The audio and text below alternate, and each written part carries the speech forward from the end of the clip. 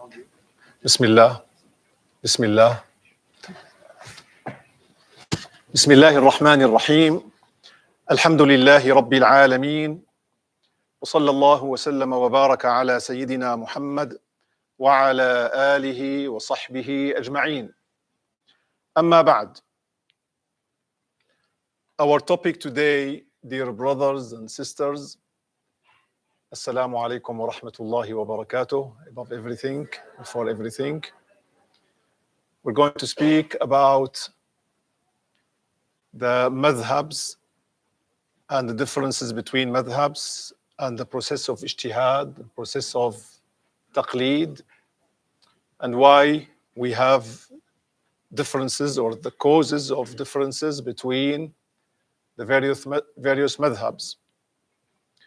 I will try to simplify this as much as possible, as I've been told that this course is aimed at the age between 15 and 18.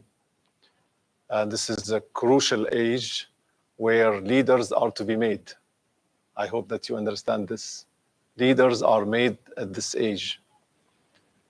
So we'll start by talking about the time of the Prophet sallallahu alaihi wasallam, and then definition of ijtihad and taqleed following,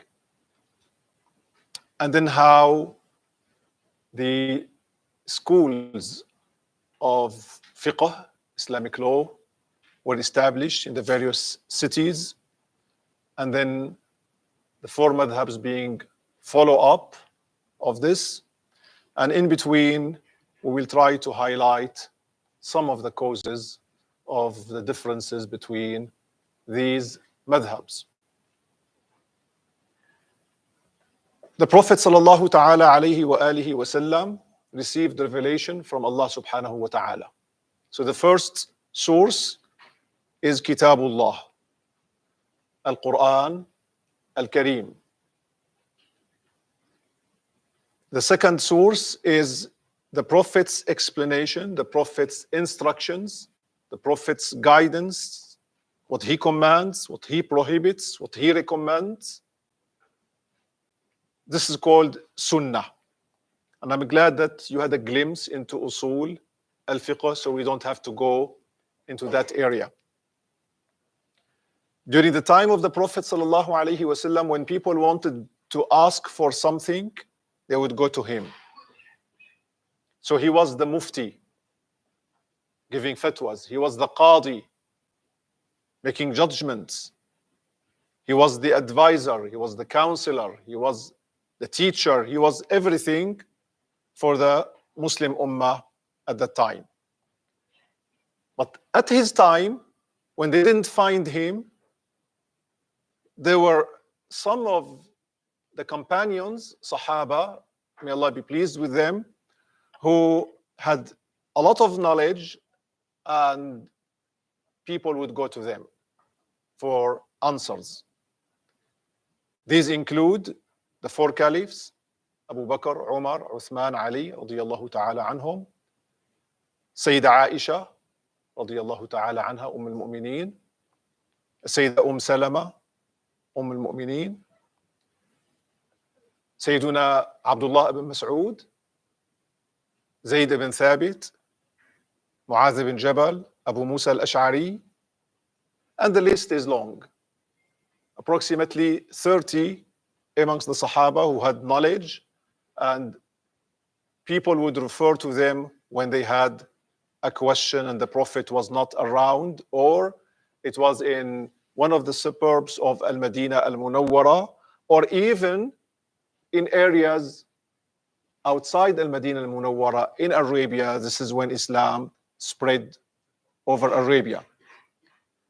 So we know the first person ever to teach Islam during the time of the Prophet sallallahu alaihi wasallam. What was his name? I'm sure you already know his name, young people there. The first, Mus'ab ibn Umair, exactly. So the Prophet sent him from Mecca to Al-Madinah Al-Munawwara to teach people in Al-Madinah Al-Munawwara the deen. But the Prophet sallallahu alaihi wasallam sent more people to teach Islam to other regions. That was part of the job also of the commanders who went to spread Islam, to teach people Islam, and specifically some teachers like Mu'adh ibn Jabal. The Prophet sent him to Yemen. And the Prophet asked him, كيف تقضي فيهم? How would you judge amongst them? قال بكتاب الله. After the book of Allah. فإن لم تجد, if you don't find the ruling in the book of Allah, قال فبسنة رسول الله, by the sunnah of the messenger of Allah. If you don't find the ruling in the sunnah, قال أجتهد رأيي ولا آل. I will make my best efforts and I will not be lazy. آل أقصر. I will not fall short. I will do my best. The word أجتهد, اجتهاد, originally from juhd. Juhd is effort. اجتهد is to make the best effort, linguistically speaking, to work hard for something, persistently, without interruption, until you reach the conclusion, the goal you want. So this is where ijtihad started to be reflection on the verses of Al-Quran Al-Kareem, on the Sunnah of the Prophet sallallahu alaihi wasallam, on previous cases, precedents, called in law precedents, so that you can compare, you can infer, you can deduce, you can to reach a conclusion where this is haram or halal. Not only that, even for in simple situations. Let me give you one example. When the Sahaba during the time of the Prophet sallallahu alaihi wasallam differed on understanding one of his statements. You understand the Battle of the Trench, Al-Khandaq. Immediately after it, the Prophet went back home. Jibreel came unto him, telling him to go to the castle of Bani Qurayza. So the Prophet sallallahu alaihi wasallam ordered someone to call, let's pray Asr, all pray Asr at the castle of Bani Qurayza. ألا لا يصلين أحدكم العصر إلا في بني قريظة. The wording in Arabic would be in English, let not anyone pray Asr but there at the castle of Bani Qurayza. Let not anyone pray Asr but at the castle of Bani Qurayza. So obviously there was enough time for many people to reach, but many people caught Asr on the way to Bani Qurayza. So they differed. Shall we pray Asr here? Some of them took the command of the Prophet literally. He said, don't pray Asr, but at Bani Qurayza. So they said, no, the Prophet said, don't pray Asr, but at Bani Qurayza, we will delay it. The others reflected. They said, the Prophet didn't want us to miss Asr. The Prophet wanted us to rush. So they went into the core of the text, not the literal wording. Now, both were reported to the Prophet sallallahu alaihi wasallam.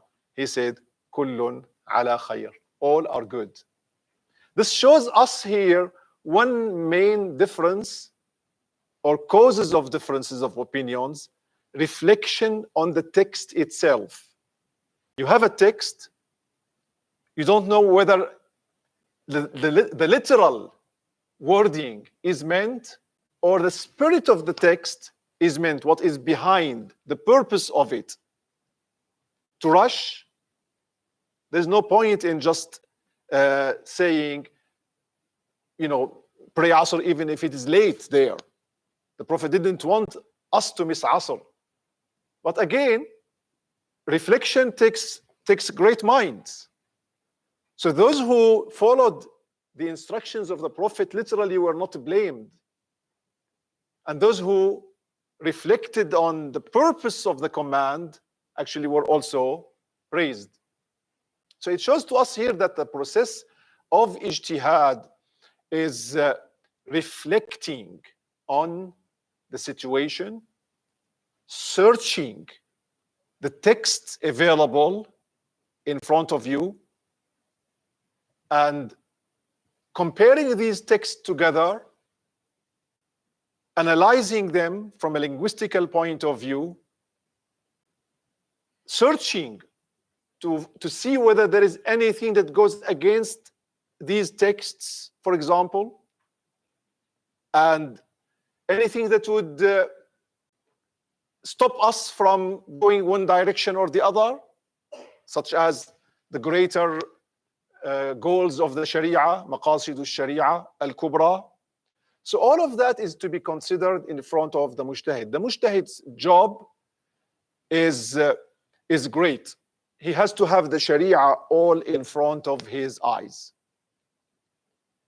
That is to say, all the verses of the Quran that relate to fiqh rulings, all the hadith that relate to fiqh rulings. We call them ayatul ahkam, ahadithul ahkam, ahkam rulings. And he has to have the Arabic language rules in front of him too. Because Quran is revealed in Arabic, bilisanin arabiyyin mubin, with clear Arabic tongue. And the Prophet ﷺ was the most eloquent of all Arabs. He spoke Arabic, and his words also are to be dealt with according to the rules of the Arabic language and the dictionary of the Arabic language. Thus, we see one of the main causes of differences between the scholars is the Arabic language. Because one word could have two meanings in the Arabic language. And these two meanings could collide with each other. Is shatr, half or third? For example, it's in one hadith of the Prophet sallallahu alaihi wasallam. I'm not going to delve into this. Is the word qur' menstruation or time of purity mentioned in the Quran al-Kareem? Is aw, which is harfu atuf in the Arabic language, conjunction. Is it for takhyir, making options, or for tafsil, detailing the rulings and the cases? In إنما جزاء الذين يحاربون الله ورسوله ويسعون في الأرض فسادا أن يقتلوا أو يصلبوا أو ينفوا من الأرض. The punishment for those people who go against the state and then wage war literally against Allah and His Messenger and kill and establish corruption. Their punishment, إنما جزاء, their reckoning is that they be killed or أو. How do we translate أو here? And or there's a difference between the scholars depending on its meaning in the Arabic language. And this caused difference between the schools of law. Whether these punishments, the three punishments, are together to be applied on each category, or each category will take the correspondent punishment mentioned after it. This is what we call lafun wa nashrun murattab. Allah mentioning a few things first, three things, and then mentioning three punishments, three crimes, three punishments. The first crime corresponds to the first punishment to the first crime, and second to the second, etc. So this is another example. There are texts, of course, where there's no dispute about them. We call them nas. This is a term. Although nas is a text, but here it means not subject to interpretation, not subject to dispute. Like, وَالَّذِينَ يَرْمُونَ الْمُحْصَنَاتِ, the punishment for accusing women of fornication is فَجْلِدُوهُمْ ثَمَانِينَ جَلْدَةً. Punish them with 80 lashes. The number 80 here, 80, doesn't have any way, any possibility of altering, changing, reflecting, interpreting. العدد نص. Numbers are exact. There is no ijtihad about this process. But many texts have the possibility of ijtihad. So this is where the Sahaba, or the most learned amongst the Sahaba, started reflecting. When people came, when something new happened, people would come to the Prophet sallallahu alaihi wasallam. Now the Prophet died, passed away. He left behind the number of Sahaba, according to some figures 40,000, according to some others 140,000. Even the number is suggested as 140,000 people who performed with him Hajjatul Wada'. It's a huge number. We have, of these Sahaba, we have 12,000 documented, approximately. 12,000. We have their names, we have stories about them in books like Al-Isaba fi Tamyiz al-Sahaba by Hafiz ibn Hajar al-Asqalani. And by the way, amongst these 12,000, we have 10% women. 10% women amongst the Sahaba. If you pick up any book on who's who in our modern time, you hardly find more than 10% of successful women included in who's who in the USA or UK or other European countries that talk about women's rights. And in the time of the Prophet sallallahu alaihi wasallam, we had 10% of the society women active. When we say we have their biographies, we have stories about them, it means they were active around the Prophet sallallahu alaihi wasallam, so that their names were picked up, they were famous, something they narrated, something they taught, or a story happened around them, so that they were included in the documentation of the people around the Prophet sallallahu alaihi wasallam. But amongst these, there were top scholars. And these top scholars, some of them remained in Al-Madinah Al-Munawwara. Some of them traveled around. Some of them went back to Mecca to live in Mecca. Some went to Syria or to Iraq, the first two countries to be conquered after Arabia. And this is where we find the early stages of the schools of law being established. Now in Al-Madinah Al-Munawwara, of course, you have Al-Khulafa Al-Rashidun. But the last of the four Khalifas, Sayyidina Ali, traveled to Al-Kufa. In Al-Madinah Al-Munawwara, you have Abu Huraira, the greatest narrator of hadith of the Prophet sallallahu alaihi wasallam, remained in Al-Madinah Al-Munawwara. So you have their students, the early students, such as Abu Uthman al-Nahdi, who narrated from the early caliphs. And then later on, you have Sa'id ibn Musayyib, one of the greatest authorities of Al-Madinah Al-Munawwara. One of the main teachers in Al-Madinah Al-Munawwara is Abdullah ibn Umar, radiyallahu ta'ala anhuma, a great scholar of fiqh. You go to Mecca Al-Mukarramah, you find the greatest master of Mecca Al-Mukarramah is Abdullah ibn Mas'ud in terms of fiqh, and of course he's famous for tafsir, Al-Quran, Al-Kareem. And also his students spread his knowledge there.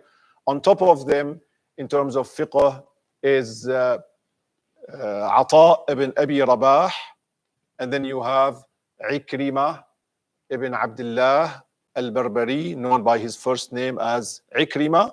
And there are other students of Ibn Abbas who delved more into tafsir, such as Qatada ibn Di'ama al-Sadusi.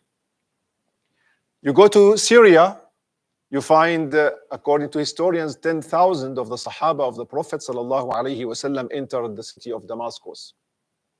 Not all of them, of course, stayed there. Many of them returned to Al-Madinah Al-Munawwara or Mecca, or traveled somewhere else. But on top of these teachers were Mu'adh ibn Jabal.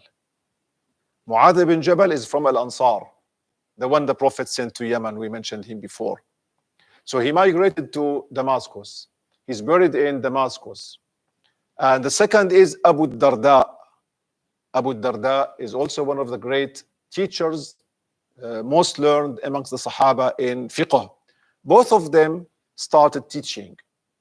And we know that as soon as Damascus was conquered, there was this huge temple.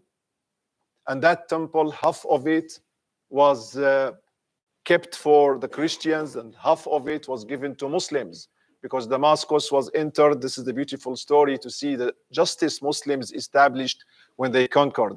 You're familiar with Khalid ibn al-Walid and his sword, and how much is the sword of Allah, and how much brave he had, and how much also military strategies he knew. He never lost any battle. So, but the commander was Abu Ubaidah Amir ibn al-Jarrah, one of the 10 people promised al-Jannah in Damascus. Sayyidina Umar sent for Khalid to come from Iraq to Syria to help at the Battle of Al-Yarmouk, south of Syria. And this crossing of the desert is studied actually in top military academies as one of the greatest successful crossing of a desert. So he succeeded, and he changed the strategy of the Battle of Al-Yarmouk, and then came to Damascus. So Abu Ubaidah, as a main commander, was trying to negotiate with the people of Syria. Muslims tried to conquer it. They couldn't. The people of Damascus closed the doors, and there was a city wall, unpenetrable, difficult to penetrate.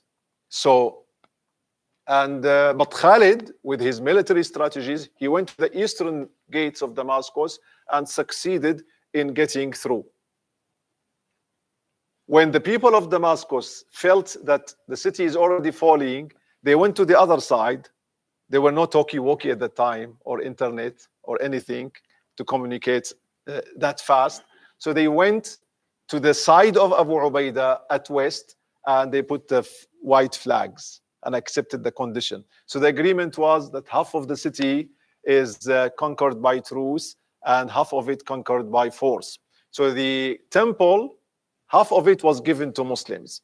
So those of you who have seen the Umayyad Mosque in Damascus, the eastern part of the Umayyad Mosque, this is where the Sahaba used to sit and teach, including Mu'adh ibn Jabal, the first teacher, and Abu Darda, may Allah be pleased with them. They got many students. The top of their students is Makhul al-Shami, Abu Muslim al-Khawlani, for example. These are the top and most famous and most learned in fiqh. So we go to Iraq now. When Kufa was established, Sayyidina Umar ibn al-Khattab sent Abdullah ibn Mas'ud to teach the people of Al-Kufa the deen. Abdullah ibn Mas'ud is praised by the Prophet sallallahu alaihi wasallam. رَضِيتُ لِأُمَّتِي مَا رَضِيَهُ لَهَا ابْنُ أُمِّ عَبْدٍ. I am happy for my ummah with what Abdullah it chooses for my ummah, praising his decisions in fiqh, one of the most learned in fiqh. So he remained in Al-Kufa, and he devoted his time, like Abu Darda, Mu'adh ibn Jabal, Abdullah ibn Umar, Abdullah ibn Abbas, the rest of the Sahaba of the Prophet sallallahu alaihi wasallam, each in his region, in his city, devoted his time to teaching. Now, some other Sahaba, of course, went to Al-Kufa. We already mentioned Ali ibn Abi Talib, Salman al-Farisi, Sa'ad ibn Abi Waqqas, the main commander to the army of that conquered Iraq and the army of Al-Qadisiyah battle, and many others, including Sayyidah Aisha Ridwanullahi ta'ala alayha, who also traveled to Iraq to reconciliate between Muslims. So these regions now introduced the way to the four madhabs, these schools. So we have now the school of Sham, the schools of Iraq, the school of Medina, the school of Mecca. So these schools of the Sahaba themselves. Now the Sahaba themselves, I'm talking about the time of the Sahaba. Then their students. In Al-Kufa, you have Al-Aswad ibn Yazid, Alqama, ibn Waqqas, some of the greatest teachers of fiqh. They were students of Sayyidah Aisha, Abdullah ibn Mas'ud, Sayyiduna Ali, and the rest of the Sahaba in Al-Kufa. So the first generation Sahaba, the second generation Tabi'een, then followed in Al-Kufa Ibrahim al-Nakha'i, a great figure. His student Hammad, his student is Abu Hanifa. Abu Hanifa is, historically speaking, the first of these Imams, because he was born year 80 during the time of some of the Sahaba who existed. And he's the only one amongst the 4 Imams who is said to be a Tabi'i, because he met some Sahaba. According to scholars, 17 of the Sahaba. There is also some narration from the Sahaba. So this is where we have now the schools of law started to being established. There is one here point I would like to make. Now we have 4 madhabs. Many people, anti-madhabs, they say these madhabs are cause of differences between the Muslim Ummah, cause of conflicts between the Muslim Ummah. I say the opposite. These 4 madhabs united the Muslim Ummah, are one of the main factors in uniting the Muslim Ummah. Thank you. Why? Because if we didn't have Ibrahim al-Nakha'i, Hammad, and then their student, Abu Hanifa was a student of both Ibrahim and Hammad. Their student Abu Hanifa, we would have had in Al-Kufa probably 15 different schools of fiqh, just from Al-Kufa. 15 different madhabs, rather than one madhab. The same in Al-Madinah al-Munawwara, the same in Mecca, the same. In Al-Madinah al-Munawwara, we mentioned Sa'id ibn al-Musayyib. You have Rabi'a ibn Abd al-Rahman. We have actually in Al-Madinah al-Munawwara something called Al-Fuqaha al-Sab'a. We're talking second generation, children and grandchildren of the Sahaba. So you have Urwa ibn Zubayr, one of the greatest scholars of fiqh. His father is Zubayr ibn al-Awwam, you're familiar with, one of the 10 people promised al-Jannah, cousin of the Prophet sallallahu alaihi wasallam, from daughter of Safiya bint Abd al-Muttalib, son of Safiya bint Abd al-Muttalib. Urwa is not a Sahabi, he's Tabi'i. He was born during the time of Uthman ibn Affan, unlike his older brother Abdullah ibn Zubayr, who later became a Khalifa. He was the first newborn of Muslims in Al-Madinah al-Munawwara, Abdullah. Urwa is a Tabi'i, not a Sahabi. Now Urwa picked up knowledge from the top of the Sahaba, including his maternal aunt. Who is his maternal aunt? Sayyidah Aisha radiyallahu ta'ala anha, al-Mu'mineen. You have Abu Salama, son of Abdul Rahman ibn Auf, one of the greatest scholars of fiqh, one of the 7 fuqaha of Al-Madinah al-Munawwara. You have Kharija, son of Zayd ibn Thabit, the scribe of the Quran al-Kareem, and the most learned in the law of inheritance, Zayd ibn Thabit, and the interpreter of the Prophet sallallahu alaihi wasallam. He was the interpreter, the translator. He used to translate to Assyrian, to Hebrew, few languages, when the Prophet sallallahu alaihi wasallam needed something. So Kharija ibn Zayd. You have Al-Qasim ibn Muhammad ibn Abi Bakr as-Siddiq, radiyallahu ta'ala an, the grandson of Abu Bakr as-Siddiq. These are great and top scholars of Al-Madinah al-Munawwara. Now, Imam Malik came to take knowledge from these, including 2 top students of Abdullah ibn Umar, we mentioned. First, his son, Salim ibn Abdullah ibn Umar. Second, his freed slave, Nafi'. Nafi'. Have you ever heard of something called Silsilatul Dhahab, the golden chain? The golden chain in hadith is Malik from Nafi', from Abdullah ibn Umar. It's considered to be the soundest chain of narration, the soundest, the most authentic chain of narration, Silsilatul Dhahab. is from Imam Malik, from his teacher Nafi', from his teacher Abdullah ibn Umar. The three of them were very anxious, were very much concerned about following the exact sunnah of the Prophet sallallahu alaihi wa alihi wasallam. So the school of Al-Madinah was distinguished for this. One of the other chains of narration in Al-Madinah Al-Munawwara is Abu Zinad an al-A'raj an Abi Hurairah. Malik took from his teacher Abu Zinad, who took from his teacher Al-A'raj, who took from his teacher Abu Hurairah in Al-Madinah Al-Munawwara of the Prophet sallallahu alaihi wa alihi wasallam. So this is where Imam Malik came in to pick up the knowledge of all of these. Had it not been for Imam Malik putting all the knowledge of these great scholars together, comparing, picking up the most reliable opinions, we would have had probably over 15 different schools or madhabs just from Al-Madinah Al-Munawwara. The same you could say about Syria or about Mecca or about others. So the four madhabs actually united the Muslim Ummah, are a great factor in uniting the Muslim Ummah, in reducing the differences to the minimum level by studying all of the legacy of these Sahaba. You cannot, now in our modern time, you may ask, can I not follow Abdullah ibn Mas'ud? Can I not follow Abdullah ibn Umar directly and take his madhab? I tell you, no, you cannot. For a practical reason and for an intellectual reason. For a practical reason, we don't have fiqh from A to Z narrated from Abdullah ibn Mas'ud or Abdullah ibn Umar.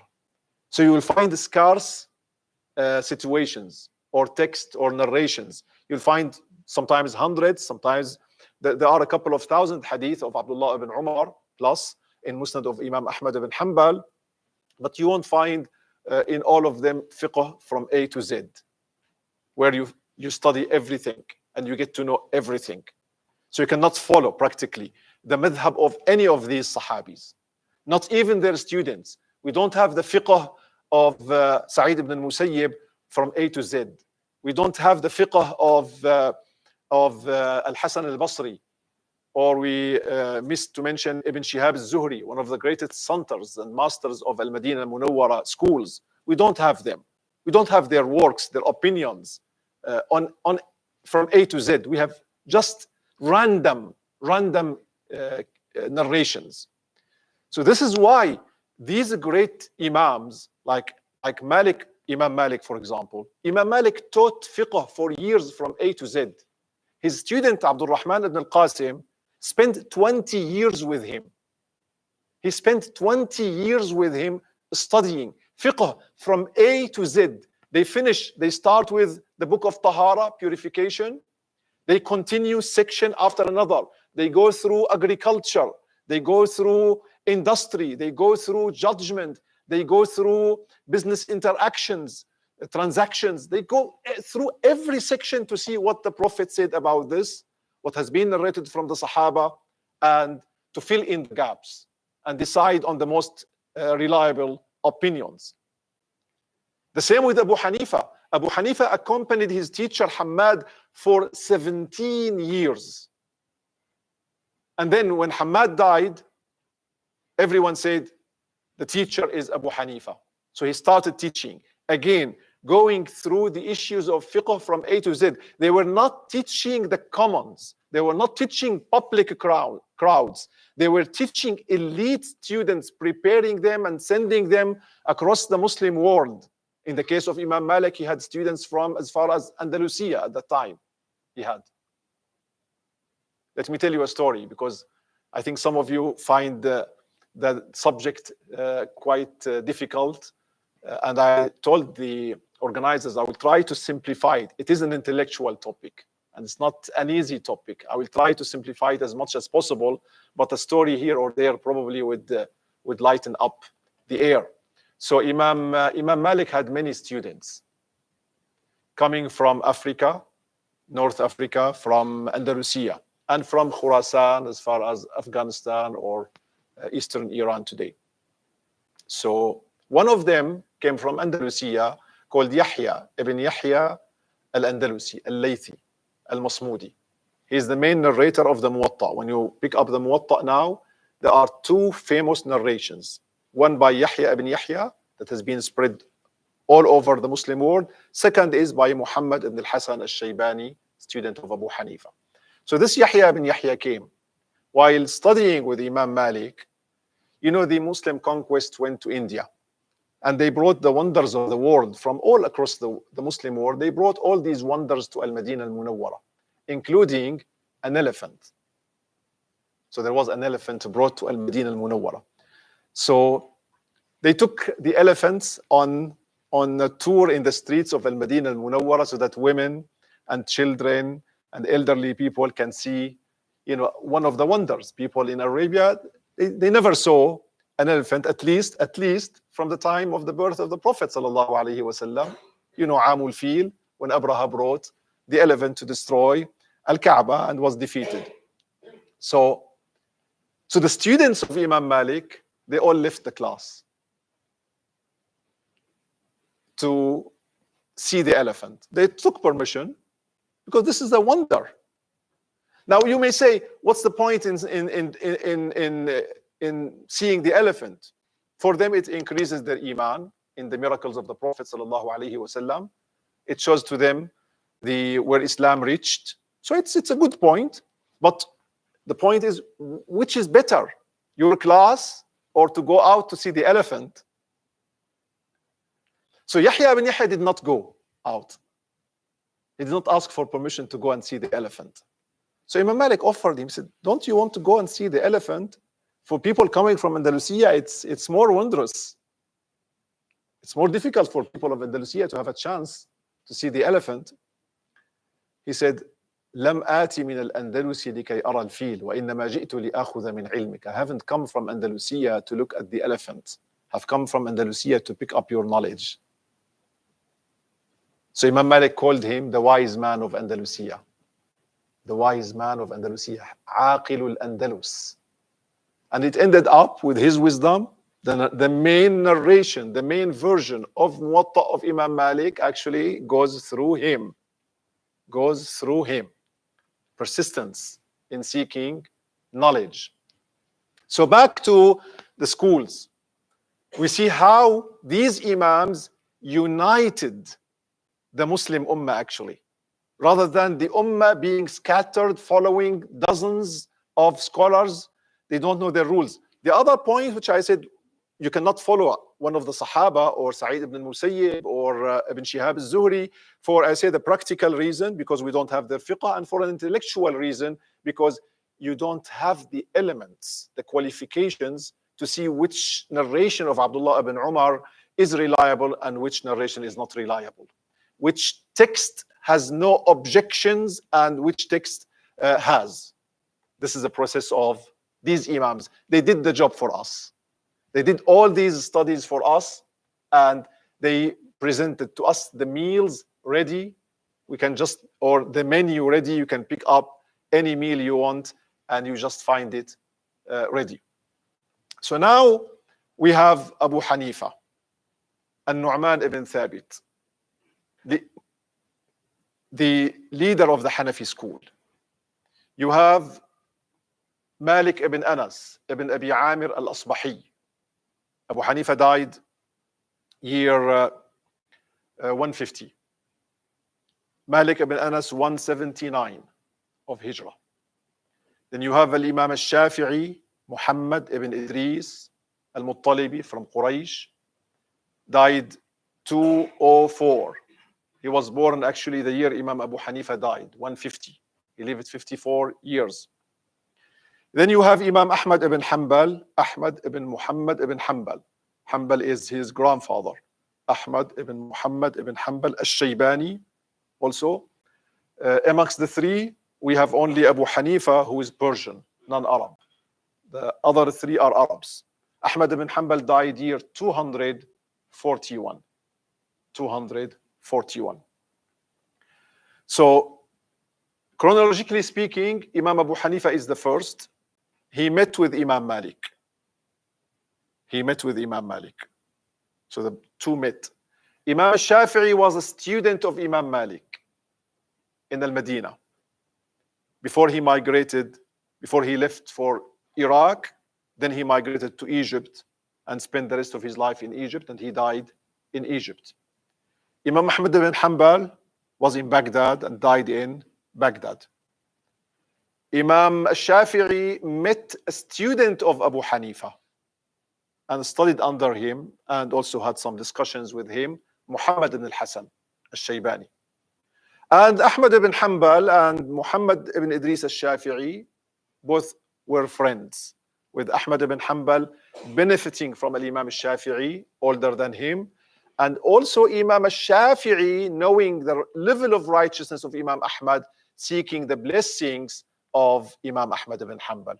One beautiful narration that shows to you this relationship between them is that Imam Shafi'i fell ill, and one of his students was traveling to Baghdad. He asked him to go to Imam Ahmad and request his jallaba, his thawb. We call it qamis. This is called qamis in the Arabic language, in classical Arabic. Qamis, now shamise or qamis means just the top, but the whole dress is called qamis in the Arabic language. He requested it, so he got it. Imam Ahmad sent it. When Imam al-Shafi'i got it, Imam al-Shafi'i soaked it in water and washed himself with that water, seeking the blessings of Ahmad ibn Hanbal for recovery, to get speedy recovery. This is the level of relationship between them. They used to visit each other in Baghdad, and there is poetry that has been cast between them. I'm not going to elaborate on it. I try to reduce Arabic as much as possible, knowing that the students are all from outside the Arab world or non-Arabic speaking. So we'll try to make it as short as possible. So this is, historically speaking, these are the four madhabs. There were other madhabs. In Asham, we talked about the school of Syria. It was summed up by Al-Imam Al-Awza'i, Al-Imam Abu Amr Al-Awza'i, one of the greatest mujtahids. But his school, although the Syrian people acted upon it for a couple of 100 years, but it did not last. Why? Because it was not written down. His opinions and his discussions and his proofs were not all written down. So it died out.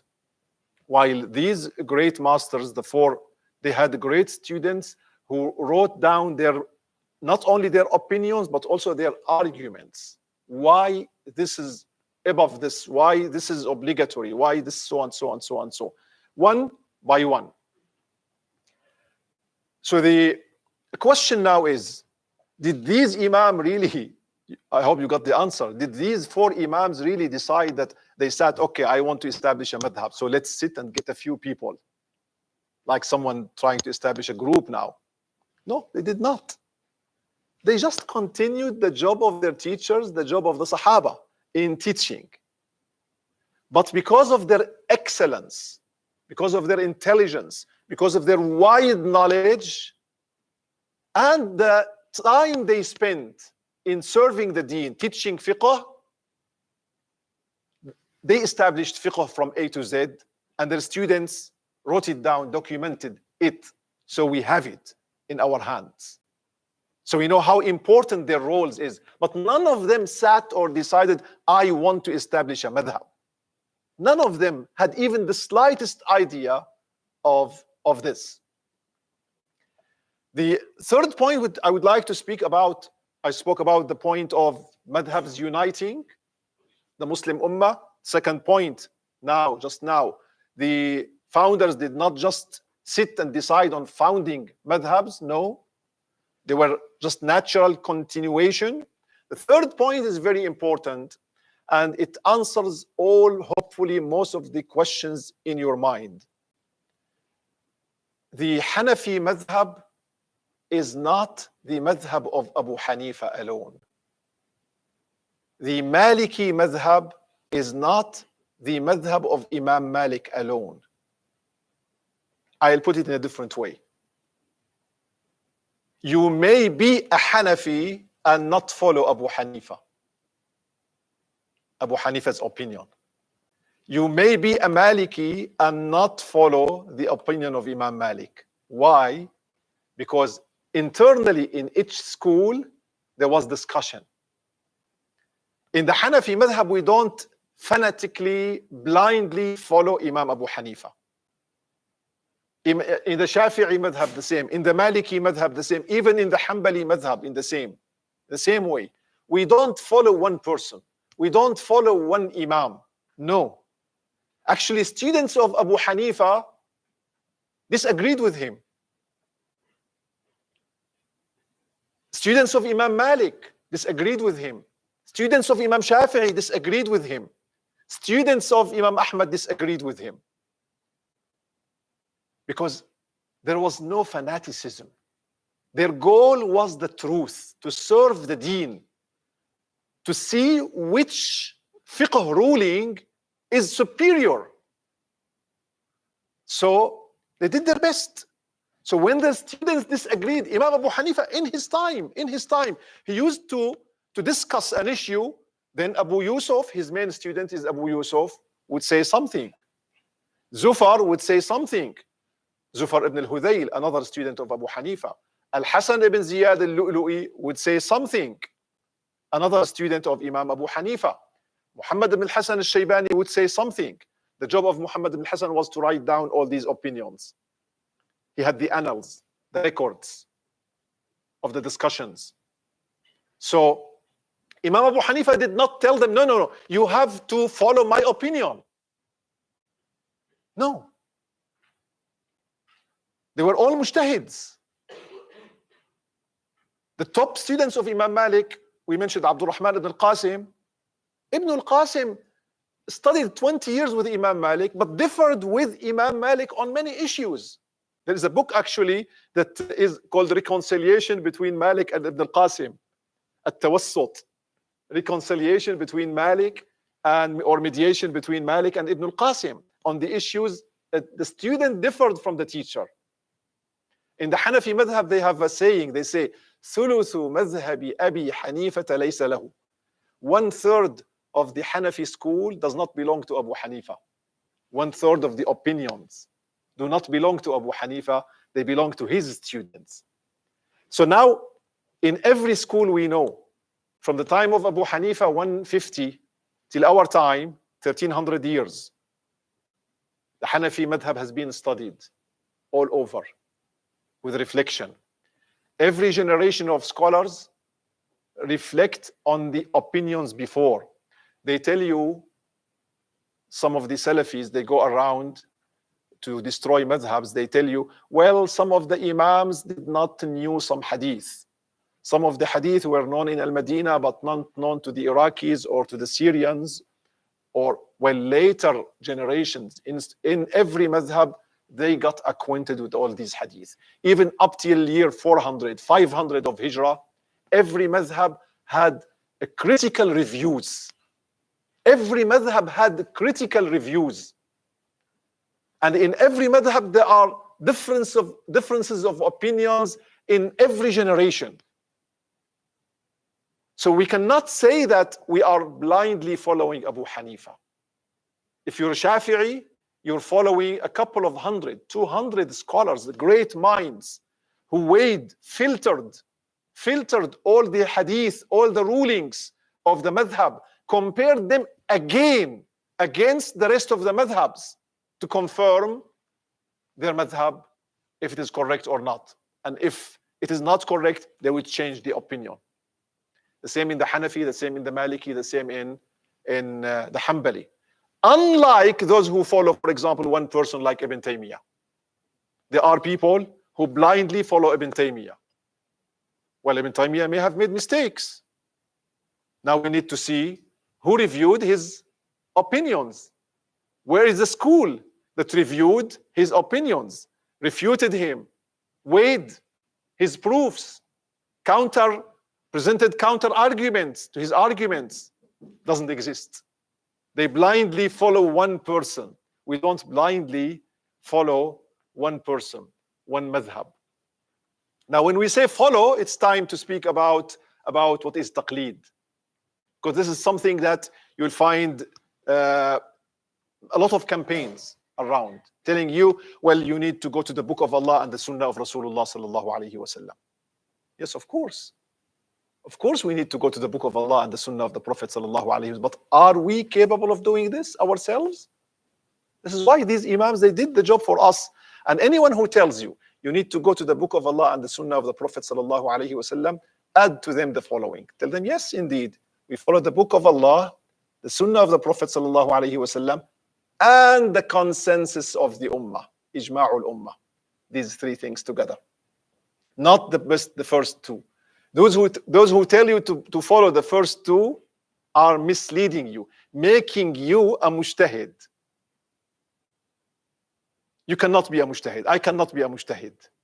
The qualification of a mujtahid is beyond our reach in our modern time. It could be. It is possible to have a mujtahid like Abu Hanifa. It's not impossible. But practically, no. Imam Suyuti, the most prolific writer in Islam, died year 9/11. I'm sure you remember this date. Right? 9/11? Okay. So, yeah, so Imam Suyuti, Jalaluddin, Abdul Rahman ibn Abi Bakr, he's said to have written over 1,000 works, 1,000 books. It was said that he's a mujtahid mutlaq. He reached the level of ijtihad, like the early mujtahids. But even the scholars of his time did not agree on this. He remained Shafi'i, and he followed the Shafi'i for the rest of his life.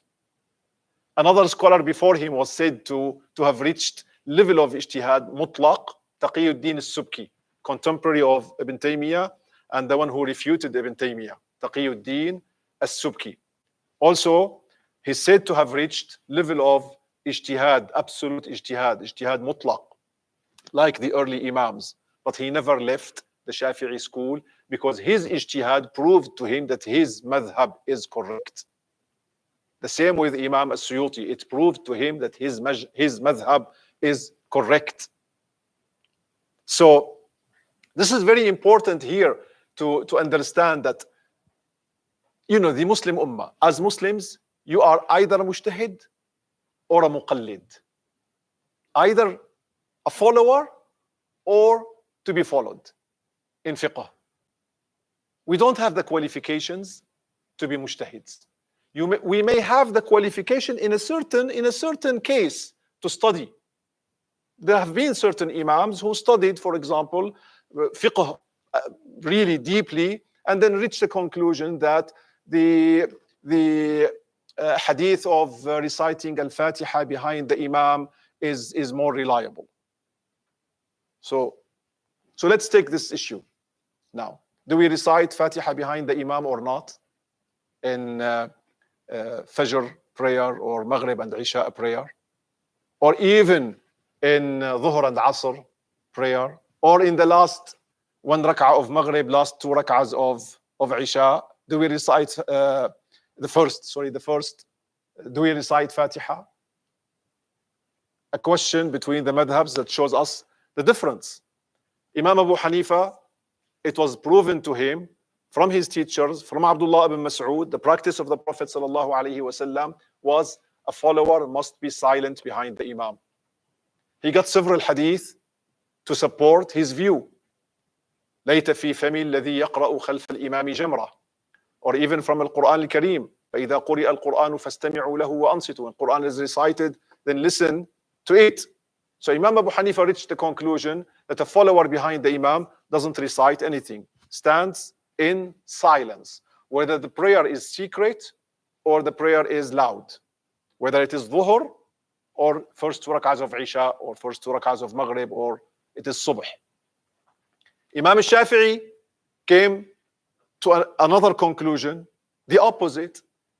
A follower must recite Al-Fatiha in every rak'ah, whether the prayer is loud or secret. So, and he made it fard.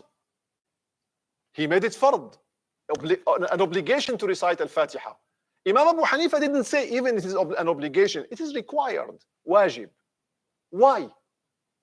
This is one area which I'm not sure if we have time to talk about, but I would like really to ponder on it, maybe in the last 10 minutes if we have time. The differences of the usul of the madhabs. We have different, every madhab had its own principles. Imam Abu Hanifa looked and said, something cannot be fard and narrated by a single sahabi at the same time.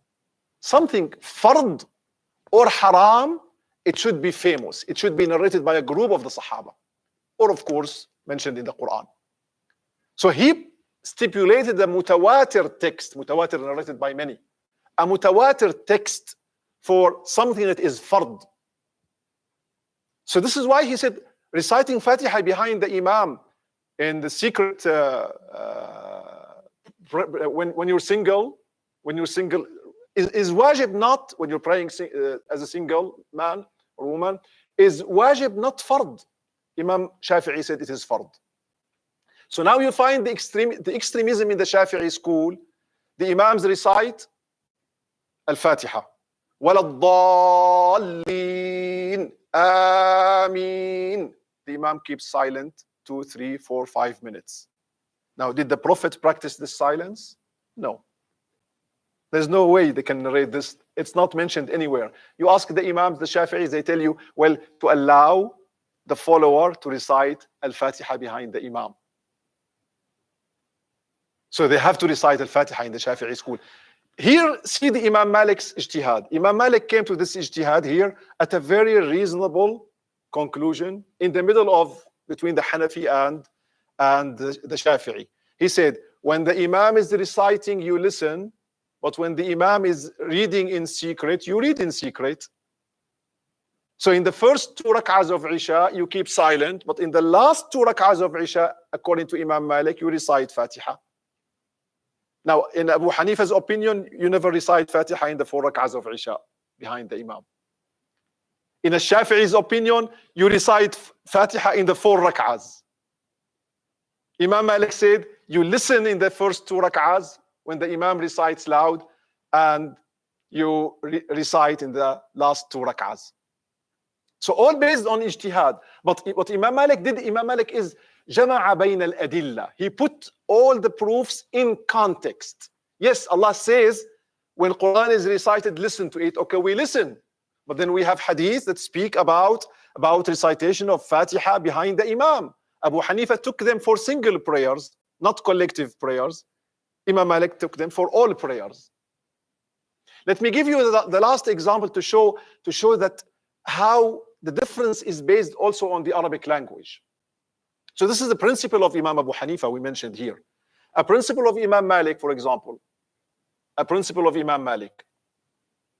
He does not accept a hadith sahih. You see now, everyone tells you when إذا صح الحديث فهو مذهبي. When there is a sound hadith, then I have to follow it. No, you don't have. Not even Imam Malik had to follow it. Not why? Because Imam Malik set a rule. If a hadith sahih goes against the agreement of the scholars of Medina, he does not accept a single hadith and consider it weak in front of the agreement of all the scholars of Medina in his time. Because the scholars of Medina took their knowledge from the Tabi'een, who took their knowledge from the Sahaba. He called it عمل أهل المدينة أو إجماع أهل المدينة, the consensus of the people of Medina, or the practice of the people of Medina. It's one of the main principles in the Maliki school. Which why you find sometimes Imam Malik not accepting a sound hadith for another consideration, a higher consideration, because he set rules. Imam Abu Hanifa, for example, says that when there is a weak hadith and an analogy or reflection of opinion, Imam Abu Hanifa takes a weak hadith. Imam Shafi'i doesn't accept weak hadith in his judgment. One example of this, if you laugh loud during your prayer, it's called qahqaha in the Arabic language, when the person next to you can hear you. According to a Shafi'i, your prayer is invalid. just. So you have to make up the prayer, restart again. But according to Abu Hanifa, your prayer and your wudu have been invalidated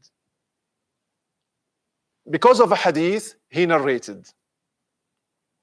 So Imam al-Shafi'i did not accept the hadith because it is weak. But Imam Abu Hanifa set a principle: a weak hadith for him is prior to reflection or qiyas, analogy, or making up, reflecting on the texts. So the last example I would like to give you, you're all familiar with wiping the head as being a pillar of wudu, right? Okay. So what is the verse that tells us to do this? يا أيها الذين آمنوا إذا قمتم إلى الصلاة فاغسلوا وجوهكم وأيديكم إلى المرافق وامسحوا برؤوسكم وأرجلكم إلى الكعبين. So Allah says وامسحوا برؤوسكم. وامسحوا برؤوسكم. وامسحوا wipe. رؤوسكم heads. But the problem is in this B. It's a preposition in the Arabic language. You know that the Hanafi opinion, you wipe over a quarter of your head. This is the minimum. In the Maliki position, all your head. In the Shafi'i, some of it, even a little bit. So how did they come to this conclusion? It's the Arabic language. What's the meaning of B here? Imam Malik said it is to strengthen, to emphasize on the importance of wiping the heads. So the meaning is wipe your heads. So if you're Maliki and you want to translate the verse, you would say, verily wipe your heads. This is how Imam Malik understood it. Of course, we don't have zaid, extra letters in the Quran al-Karim. Every letter does its function. So here it is to emphasize. Imam al-Shafi'i said, B here means min, some. So if you're Shafi'i and you're translating this verse, you would translate it as wipe some of your heads. Because ba means min. And we have examples of that in the Arabic language. Poetry, we have in the Quran al-Karim, even ba used meaning min. Sharibtu mina al-ka'si. I drank some of. I would translate this mina, because min is lit-tab'id, for taking a part of it. While Abu Hanifa said, al-ba here is lil-ala. When you carry a pen, you say katabtu bil-qalami, lil-ilsaq. It means you use the pen with your fingers. So your fingers touch the pen. So ilsaq, which means you put your hand on your head, and that's it. It means almost quarter of the head. So the estimated quarter of the head is obligatory. So we see here one ruling, the Arabic language caused the differences because of the meaning of ba. What does it mean? And this is one of basic ruling which we practice many times every day, wudu. So not to speak about further and further causes of differences in the Arabic language between, let's say, al-haqiqa and al-majaz, words that have meanings, real meanings and metaphorical meanings. Al-mushtarak, for example, words that share different meanings in the Arabic language. So these are all causes of differences. Not to speak about the differences caused by the text itself and what it could be interpreted, because there could be sometimes tricky to interpret a text. إذا بلغ الماء قلتين لم يحمل الخبث. In the Shafi'i madhab, there is this hadith. What is the minimum amount of water that cannot be filthy? Or the maximum amount of water that cannot be filthy. It is قلتين, 2 big jars. And the Shafi'is took this opinion and quoted this hadith. But the Hanafi said, look, the hadith could have 2 possibilities. What is the maximum amount of water that could not be contaminated by filth? Or it could mean what is the minimum amount of water that could carry filth. So with these 2 possibilities, they said we cannot use the hadith as a proof for estimating the amount of water that could be filthy, and they left it to the judgment of the onlookers. When it is a lot, then it could be it could not be filthy. When it is small, like in a small pot, and we see a mouse falling in it, then it is for sure it is filthy. Again, Imam Malik here put all the evidences together and said, forget about the estimation of water. Look for the signs of filth, whether it is little jar or lake.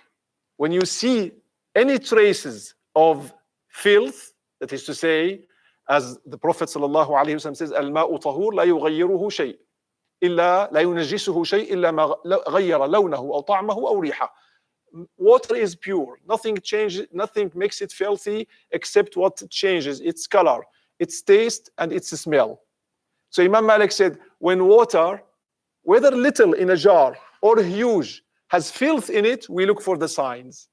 If we see any of the signs, it is filthy regardless of its amount. Another example of how the three Imams or the four Imams looked at most of the opinions of Imam Ahmad are actually following of Imam Shafi'i, how they looked at some cases. I think with this time I have to stop. I find myself at one point I have to stop. The subject, to be honest, to tell you the truth, the subject is very large, and usually we teach it in courses, like 3 months course. So this is a gist, just or a glimpse into the subject. And I aimed in it actually to have better understanding. If I may end up with any statement, I would like to end up with a statement of Sheikh Zahid Al-Kawthari. Sheikh Zahid Al-Kawthari is Wakilu Mashayikhat al-Islam, the last one in the Ottoman Empire who used to be Shaykh al-Islam, replacement of Shaykh al-Islam, Wakil, deputy Shaykh al-Islam. He wrote an article. He migrated to Egypt and died in Egypt. اللامذهبية قنطرة اللادينية. The title of the article, not following a madhab is a bridge to not following the religion. Is a bridge. And those who called for not following a madhab actually introduced the way to all of these atheists, all those liberals, to come and destroy the foundation of the deen and destroy the sunnah of the Prophet ﷺ and create more like anarchy in the field of ijtihad. So I hope that we conclude after this hour that the four madhabs make sense. The four madhabs unite us. The four imams did not decide on establishing their madhabs. These four schools are continuity of the schools of the Sahaba, radiyallahu ta'ala anhum. When I follow Imam al-Shafi'i, I know I am praying like Abdullah ibn Abbas, radiyallahu ta'ala anhuma. When I am Hanafi, following Abu Hanifa or the Hanafi school, I know that I'm praying like Abdullah ibn Mas'ud, radiyallahu ta'ala anhuma. When I am Maliki, I know I'm praying like Abdullah ibn Umar, radiyallahu ta'ala anhuma. So I'm following a school of the Sahaba of the Prophet sallallahu alayhi wa sallam. They picked up from him and taught their students, and then Imam Malik and the rest of the Imams picked up this and elaborated on it and presented it to us. And we know also that we're not fanatic to following one person. No, we follow a school, not one person. If you're a Shafi'i, you're following a school, and you're following at least 200 great mujtahids in the Shafi'i school. And the same also for others. And to conclude this, it encourages us now to go. I hope this talk encourages us to go back and deepen our understanding in at least finding proofs of what we practice every day. We fast the month of Ramadan. We pray 5 times every day. We have several rulings. Try to find how these proofs were established. Deepen your knowledge in fiqh so that you know the proofs. And this is called tabassur. Following is of 2 categories. Following based on trust, we call it ittiba', because we trust their imams, these imams, so we follow them. This is ittiba'. When you learn the proofs, then you have tabassur. You have insight into the madhab, so you know the proofs. Wassalamu alaikum wa rahmatullahi wa barakatuh.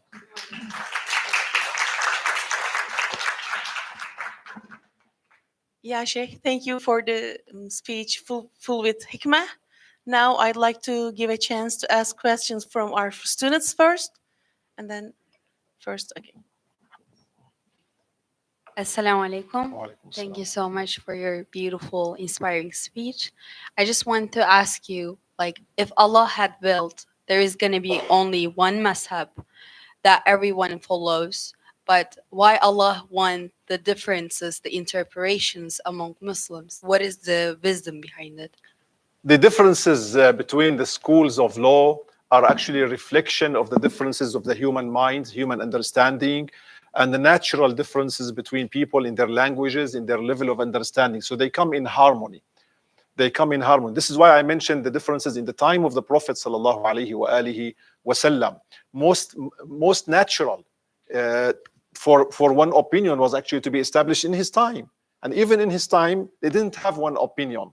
They disagreed on some issues, like the story of Bani Qurayza, which I mentioned, which shows to us that Allah subhanahu wa ta'ala created us according to different levels of understanding, different languages, different races, different goals. So the madhabs actually come to, there is a hadith, اختلاف أمتي رحمة, it's not a hadith, but the gist of it is correct, that these differences actually are for mercy to the Muslim Ummah. Because you might be in a tough situation and you need to find a solution. In your madhab, there is no solution. So are you allowed to follow another madhab?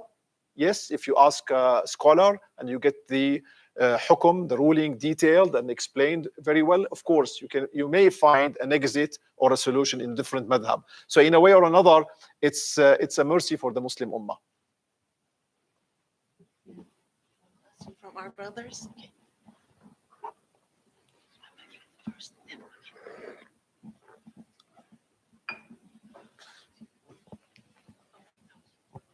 Assalamu alaikum wa rahmatullah.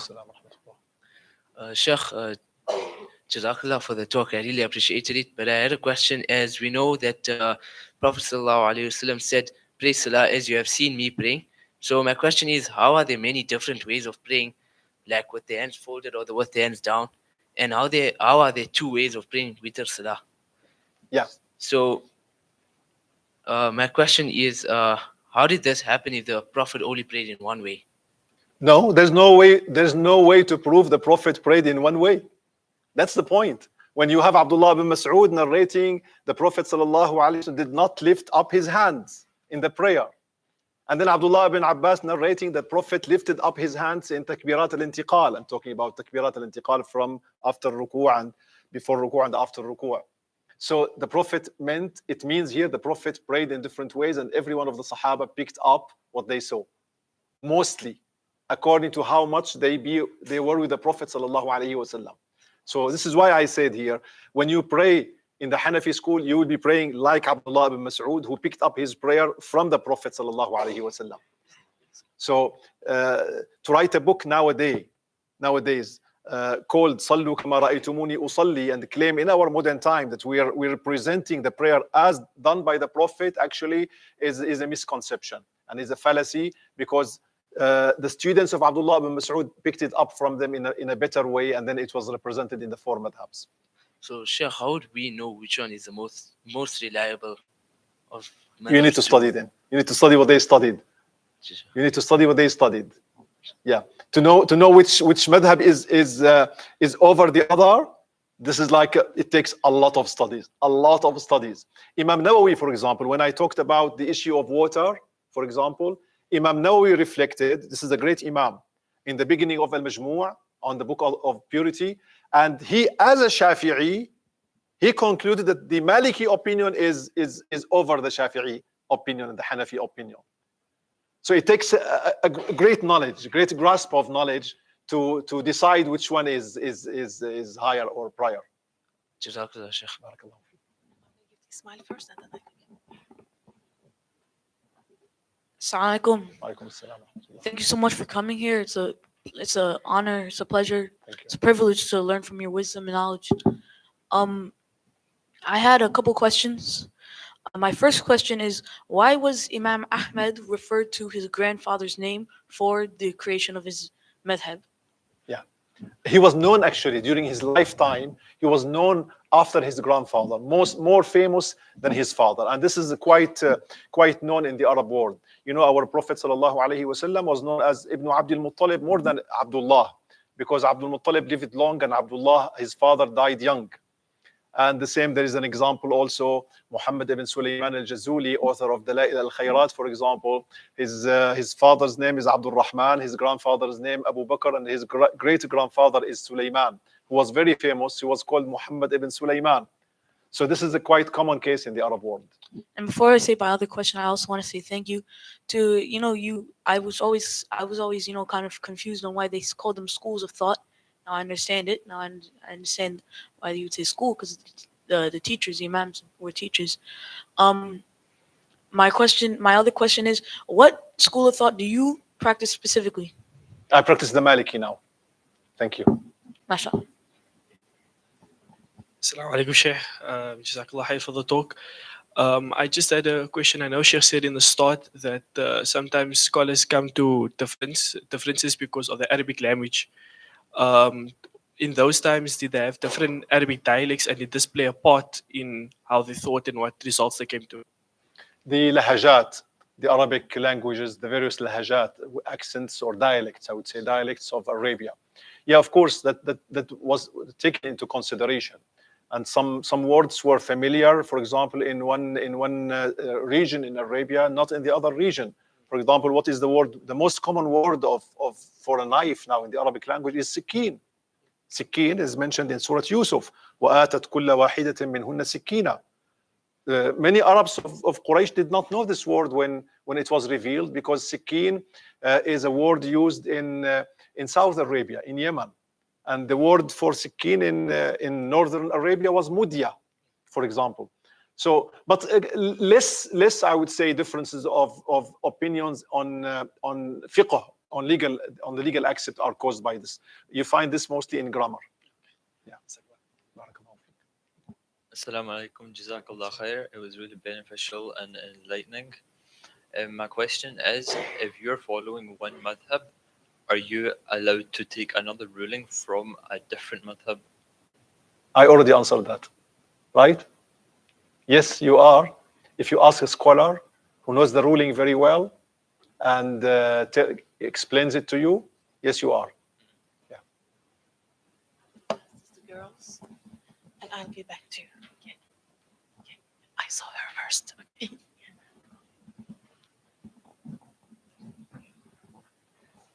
Give it back. Give it back. Give it back. Give it back. Take the mic back. Take the mic back.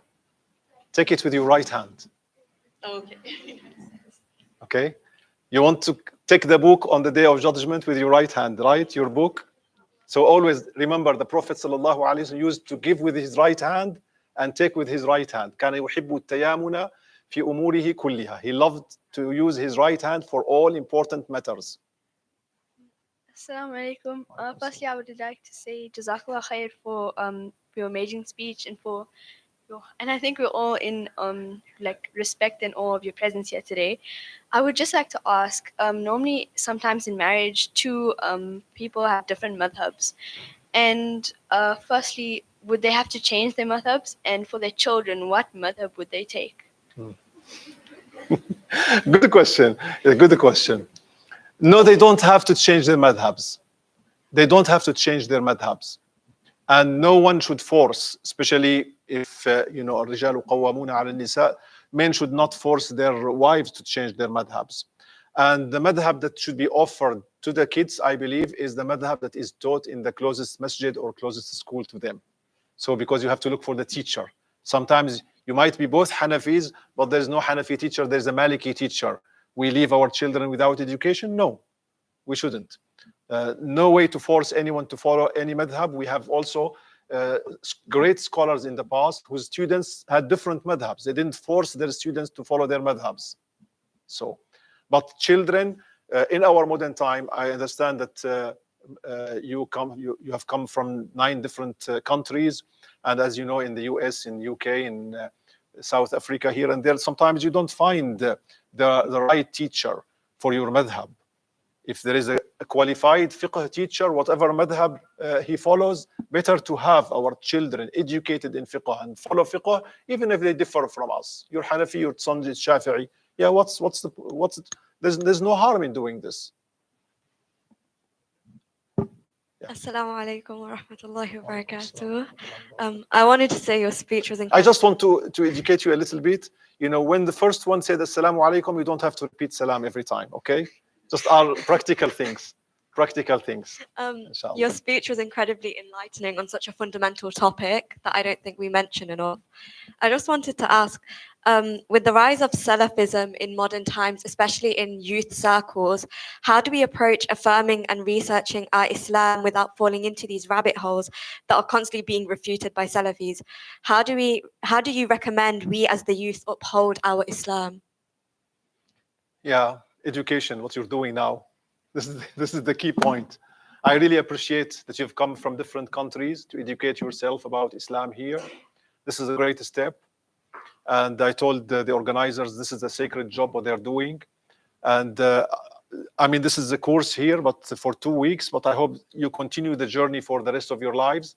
You know, I'm at the age of 62 now, and I'm still a student. I still learn every day. I have to read every day. I have to increase my knowledge. I have to look up issues. I have to summarize. I have to. So you continue. Learning is a process that goes throughout your life.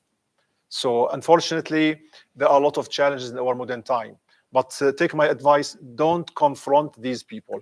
And don't also waste your time in arguing with these people. Go and build. I have a theory, I have a principle. Instead of destroying other people's buildings, go and build higher. Instead of destroying other people's buildings, go and build higher and better. Yes. It's a habit to say Assalamu alaikum. So it's like, Walaikum assalam wa rahmatullah. Jazakallah khairan kasiran kasira. May Allah bless you. And it's a really great time. It was divine. Like, it was very great to know in detail about the four madhabs and the details. I have a couple of questions, and my first question is, if non-Muslims ask us about you're among yourselves, you're divided, and you're teaching us about unity and stuff, how to deal with that question. And in India, I'm from India, Musfira Maryam. They say that they're Hanafi, but just follow some rules of Hanafi, some Maliki, Shafi. Like they follow four mazhabs and they take the easiest ways, and they do. Is it permissible to follow the all four mazhabs at a time? Okay. I'll answer the second. No, it is not. Sit down, please. No, it is not allowed to pick up from the four madhabs, because you will end up with a form of ibadah the Prophet never did. This is why I followed with you historically to show you that these schools actually were schools of the Sahaba, the representation of the narrations, practices, reflections of the Sahaba themselves. The Sahaba were very careful. In one case, Abdullah ibn Mas'ud was asked a question, and he remained for 1 month not answering. People come to him again and again for 1 month until they insisted on him, and he answered. And the question was about a woman who got married without a named dowry, mahr, and her husband died before the marriage was consummated. Is she entitled to a dowry? Is she entitled to inheritance or not? Abdullah ibn Mas'ud, for 1 month, he refused to answer, because they understood the hadith, أجرؤكم على الفتية أجرؤكم على النار. Those who rush to give fatwas will rush to fire on the day of judgment. So after 1 month, he gave the opinion, yes, she's entitled, the marriage is valid, she's entitled to a dowry similar to her cousins, and she's entitled to inheritance. And Al-Mughira ibn Shu'bah, one of the Sahaba, stood up when he heard Abdullah ibn Mas'ud say so. He said, I give my word, I heard the Prophet sallallahu alaihi wasallam judge the same ruling for a woman in our tribe. How happy he was. So yeah, indeed, it's you cannot follow any madhab and pick and choose like from any madhab, because you end up just in a mess. This is why when we're Hanafis, we're following, this is why good to know the history. Who you follow? You're following Abdullah ibn Mas'ud, Ibrahim al-Nakha'i. You're following Alqama ibn Waqqas, students of Sayyidah Aisha radiyallahu ta'ala anha.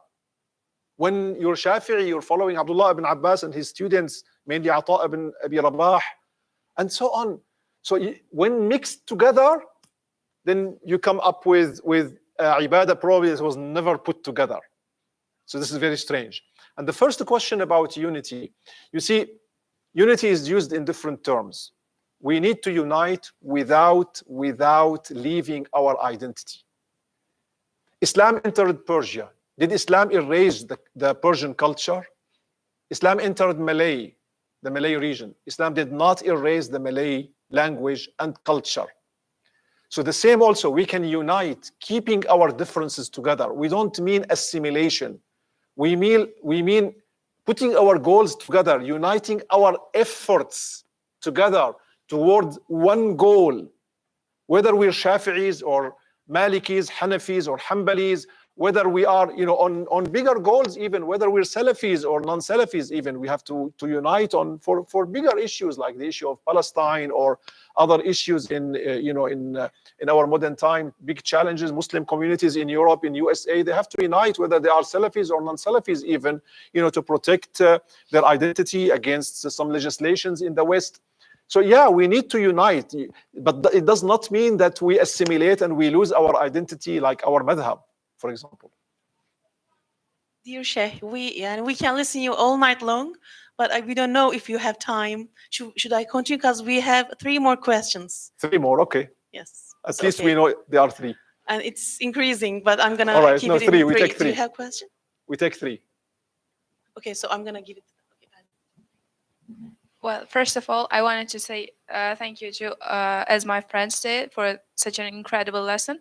And my question is there any conditions to change madhab? Because I have grew up in the Hanafi community, and I have never friends from other madhabs, but few months ago, I met a girl who was in Shafi'i madhab, and there was some differences between our madhabs, and they were wondering about our madhab, and it's like it's like this in your madhab, So the and question so on is, and so on. And they told me that they want to change their madhab because only one reason, like there was one situation, and that situation was difficult for them, and that's why I'll they make wanted it to make it change easy for you. You can change your madhab without that- any condition. without any condition. Just change it. Just change it. Just learn. Just learn. There is nothing to tell you. You have to be for the rest of your life Shafi'i or Maliki or Hanafi or Hanbali. But you have to learn. You see the point. You practice a madhab, you have to study it. So that's the point. This is called Fardul Ayn. It's called Fardul Ayn obligation. So okay, I'm Shafi'i now. Okay, I want to change to Hanafi. I cannot say I'm changing to Hanafi without having studied the Hanafi. Okay, go and study Hanafi and change to Hanafi. No problem. There's no way anyone could force you to follow a madhab. It's the availability of teachers or your own knowledge, what you know. Second, please. I'm gonna. Okay, I thought it's increasing, but I'm gonna give it to you, and then one sister is asking. First of all, thank you for the talk. It's an honor to learn from you. My question is about the Sabah Qirat. Sorry? Sabah Qirat, the 7 ways of reading Quran. It's so. It came to my mind because you were talking about the different mazahib of Islam. I'd like to know the background because, and I'd also like to ask you, is it okay to shift between 2 different qirats? Like, I was in a mosque recently in Ramadan, and the imam shifted from one certain way of reading the Quran to another. And is it okay? Is it all right? And what's the background? Because sometimes I've heard people say that, oh, this is a flaw in Quran. Quran is not like, it shows that there's a lack of authenticity because there are different ways of reading it and different ways of it being written. Well, number one, the 10 the qira'at of the Quran, different readings, different ways to recite Al-Quran Al-Kareem. Start from Al-Fatiha, for example, Maliki Yawmiddin. This is what we recite in Hafiz ibn Sulaiman from Abu Bakr Asim. So the qira'ah is Abu Bakr Asim, the riwayah is Hafiz. So in the qira'ah of Nafi', for example, the narration of both Warsh and Qalun, they recite Maliki Yawmiddin. Maliki Yawmiddin. So this is the qira'at for those who don't have background of that. So these qira'at are 10 that have been proven mutawatir. 10 qira'at. These qira'at after imams. So our qira'ah now common in the Middle East, for example, is, or in India, the Malay, Turkey, is Hafiz from Abu Bakr Asim. Abu Bakr Asim is one of 3 main qurra of Kufa, again Al-Kufa. So in North Africa, starting from Tunisia to Morocco and south in Africa, West Africa, Middle Africa, you will find the recitation, the Qira'ah Warsh from Nafi', the Qari of Al-Madinah Al-Munawwara. Do we have anyone from Sudan here? In Sudan, you will find the Qira'ah of Ad-Duri from Al-Basri. So different qira'at. 3 now are being practiced. 3 different qira'at are practiced in the Muslim world now. And actually 4 narrations, because in Tunisia and Libya, they recite Qalun from Nafi'. Qalun from Nafi'. So the qira'at are 3, Nafi', Asim, and Al-Basri, but the narrators, riwayat, we call them riwayat, are 4 practiced in the Muslim world nowadays. Now to make it easy, the Prophet read all of these. And the Sahaba picked up all of these from him, and they taught their students until it reached these great Qurra, and they spread the knowledge of Al-Quran Al-Kareem. So this is to answer it. So we have for sure every word recited in any qira'ah of these mutawatir qira'at is uttered by the Prophet sallallahu alaihi wasallam.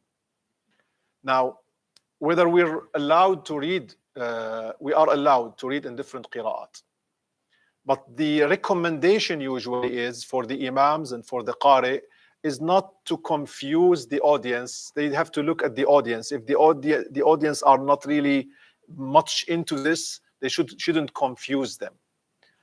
In Taraweeh, for example, usually the imam says in the beginning, I'm going to recite today according to Abu Amr ibn al-Ala of Al-Basra, or according to Al-Kisai, or according to that narration, Khalaf, for example, or so. So the audience in the masjid, they are the same audience every day, so they know what qira'ah he's going to follow. Some of the qira'at bring quite وَالضُّحِي وَاللَّيْلِ إِذَا سَجِي, for example, full imala, not taqleel.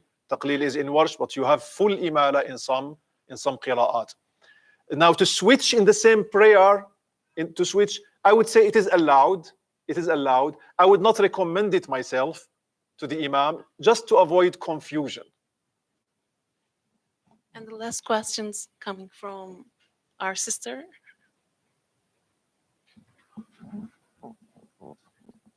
No. Back. Again. You see, our job is not to educate you all. Sure. Just we need to make sure that you follow the sunnah of the Prophet sallallahu alaihi wasallam, and you have the adab of the ulama. Because we want to survive by the end. We study this knowledge not to excel and become more intelligent and more learned and just memorize more and know more, but to survive on the day of judgment and practice this knowledge and benefit from it in both lives, inshallah. Jazakumullah Sheikh. I have a question that all the 4 mazahib are agreeing on usul, but there are differences on furu. For example, I wouldn't agree on this. I have to stop you here. They don't agree on all usul. You see, they agree on some of the usul, the main ones, the book of Allah, the sunnah of the Prophet, ijma', for example, qiyas, but they don't agree on all usul. Okay, go ahead. So, for example, like saying the takbir, is necessary in the salah. So for some they say only in the first rak'ah, for some the other like all four rakat. So is I read somewhere that Imam Abu Hanifa basically rely and his other group rely on the practices of Prophet Muhammad sallallahu alaihi wasallam in his, that he practiced in his last time of his age. So he considered that to be more authentic. But what the other imams maybe rely on throughout like his life, maybe sometime he also did the takbir on 4 rakat, or towards the end of his life he did only in the first rakah, like this. So they don't disagree that we should do takbir or not do. All are doing takbir, but first rakat we did. So maybe it's not necessary to do in second rakah or third rakah in 4 rakah. So but today in our youth, the some of the groups are trying to tell to divide them and telling them that they are different and colliding with each other, these 4 mazahib, and trying to make a confusion between them, and then referring to the Quran that we should do the tafakkur and tadabbur, and let's go and read Quran by ourselves and then extract, so that use our rationality and follow. But the Islam reached us like through tawarus. And we cannot just deny all this heritage that came to us. And looking at the taqleed in a very negative way is not good, because we are not all mujtahid, right? So you said that either you should be a mujtahid, mutlik, or you have to do taqleed. But the taqleed is portrayed in a very negative sense in today's world. And then some of the schools like Makasidi, then they go and try to tell the youth that you should be going to the Quran, reading it, and doing tafakkur and tadabbur. But Allah is saying in the Quran to do tafakkur and tadabbur, but not like every individual is now going to the Quran and extract rules. Thank you. Can you please lighten us on this? Thank you. I'll start from the end. Tafakkur and tadabbur, reflecting on the Quran al-Kareem, of course we could do it. When we read the stories of the people before us, Allah related to us and how He destroyed them. When we read the description of the signs, what Allah created in the universe for us to reflect upon. So this is where you reflect. You don't reflect on a verse when Allah subhanahu wa ta'ala says, وَالسَّارِقُ وَالسَّارِقَةُ فَاقْطَعُوا أَيْدِيَهُمَا جَزَاءً بِمَا فَعَلَا نَكَالًا مِنَ اللَّهِ وَاللَّهُ عَزِيزٌ حَكِيمٌ, on the penalty of theft, for example. You don't reflect on this. You leave it to scholars to reflect upon. But you benefit from what Allah subhanahu wa ta'ala tells you, talks to you. Quran is talking to us in every generation. And this is where we need to reflect. And this is why I went to avoid this conflict and this misunderstanding between all these schools. I try to trace the mazhabs to the Sahaba, because the Sahaba themselves narrated different things from the Prophet sallallahu alaihi wasallam, and the difference between the madhabs are originally differences between the Sahaba themselves. So, but they all followed the Prophet sallallahu alaihi wasallam, and we're all following the Prophet sallallahu alaihi wasallam. So when you follow Abu Hanifa, you know for sure you're following the Prophet sallallahu alaihi wasallam, even though you don't lift up your hands. It's not about takbir, it's about lifting the hands in takbirat al-intiqal. This is what you're talking about. So even if you don't, as a Hanafi, lift up your hand after takbiratul ihram, only in takbiratul ihram, after that you never lift up your hands, ruku' and sujood, but you're still following the Prophet sallallahu alaihi wasallam. As a Shafi'i, you do that, and you're also following the Prophet sallallahu alaihi wasallam. It looks to me, if you please stay with me. Stay with me, please. So if it looks to me that it's a shallow way of thinking, that we don't have anything more important in our lives to look about, not Palestine, not how the Muslim Ummah is defeated today, not the challenges of physics and IA, not all these challenges. We're limited and narrow in our way of thinking just to argue about these minor things.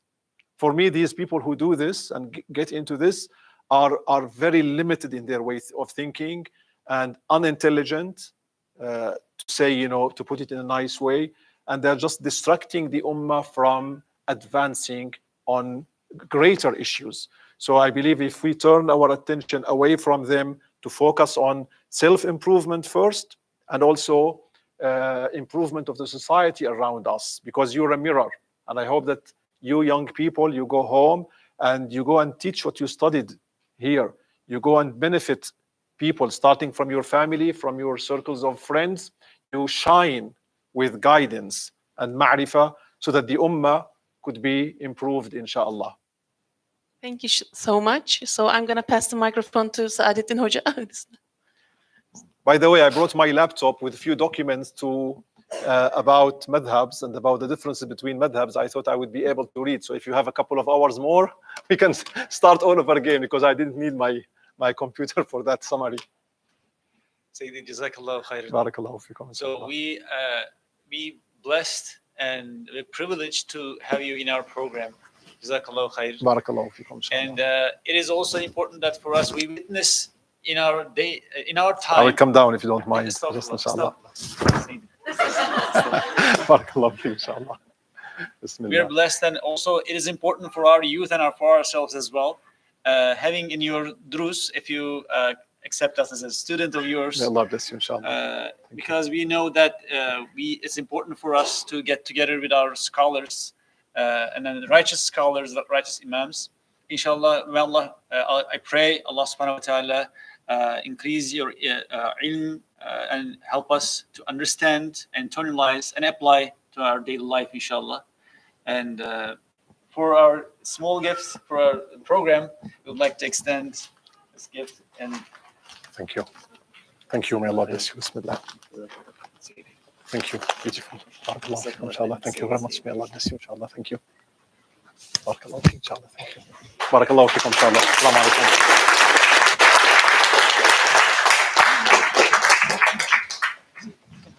Inshallah, it's okay. Thank you. Yeah, of course. Bismillah. You want me to stand here and take a photo of everyone, or just the group? The group. that would be nice.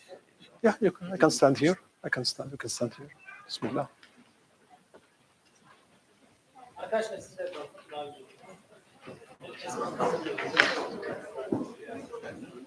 I think better if they sit down. They can be. Better. Bismillah.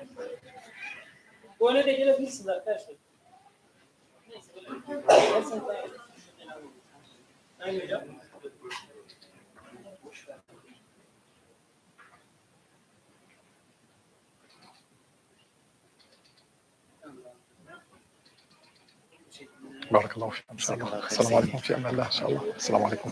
Assalamu alaikum, everyone. Assalamu alaikum. Assalamu alaikum.